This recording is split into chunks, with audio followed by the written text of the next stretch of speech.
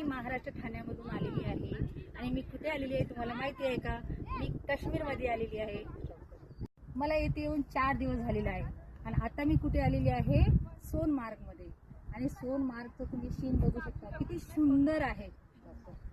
जन्नत बघायचं असेल तर काश्मीरमध्येच या, कारण काश्मीरच जन्नत आहे.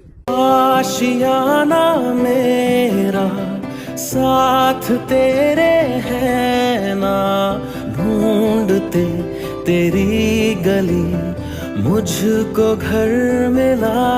तू जो मिला लो हो गया मैं काबिल,